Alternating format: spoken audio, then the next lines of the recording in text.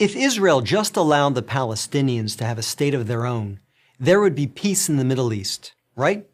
That's what you hear from UN ambassadors, European diplomats, and most college professors. But what if I told you that Israel has already offered the Palestinians a state of their own, and not just once, but on 5 separate occasions? Don't believe me? Let's review the record. After the breakup of the Ottoman Empire following World War I, Britain took control of most of the Middle East, including the area that constitutes modern Israel. 17 years later, in 1936, the Arabs rebelled against the British and against their Jewish neighbors. The British formed a task force, the Peel Commission, to study the cause of the rebellion. The commission concluded that the reason for the violence was that 2 peoples, Jews and Arabs, wanted to govern the same land. The answer, the Peel Commission concluded, would be to create 2 independent states, one for the Jews and one for the Arabs, a 2-state solution. The suggested split was heavily in favor of the Arabs. The British offered them 80% of the disputed territory, the Jews the remaining 20%. Yet, despite the tiny size of their proposed state, the Jews voted to accept this offer. But the Arabs rejected it and resumed their violent rebellion. Rejection number 1. 10 years later, in 1947, the British asked the United Nations to find a new solution to the continuing tensions. Like the Peel Commission, the UN decided that the best way to resolve the conflict was to divide the land. In November 1947, the UN voted to create 2 states. Again, the Jews accepted the offer, and again, the Arabs rejected it. Only this time, they did so by launching an all-out war. Rejection number 2. Jordan, Egypt, Iraq, Lebanon, and Syria joined the conflict. But they failed. Israel won the war and got on with the business of building a new nation. Most of the land set aside by the UN for an Arab state, the West Bank and East Jerusalem, became occupied territory, occupied not by Israel, but by Jordan.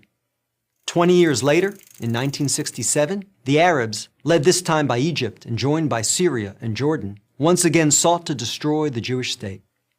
The 1967 conflict, known as the Six-Day War, ended in a stunning victory for Israel.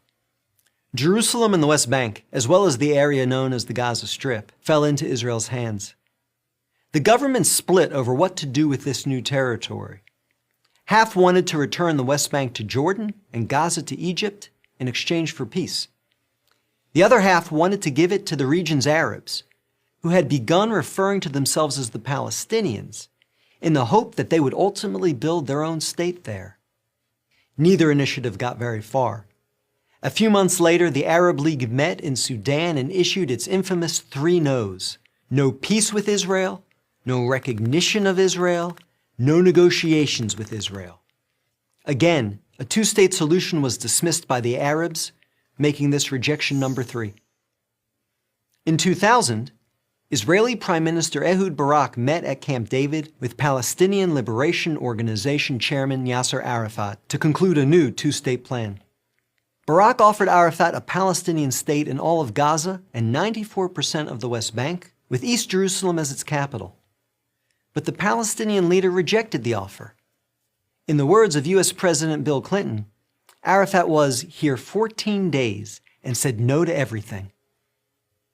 Instead, the Palestinians launched a bloody wave of suicide bombings that killed over 1,000 Israelis and maimed thousands more, on buses, in wedding halls, and in pizza parlors. Rejection number 4. In 2008, Israel tried yet again.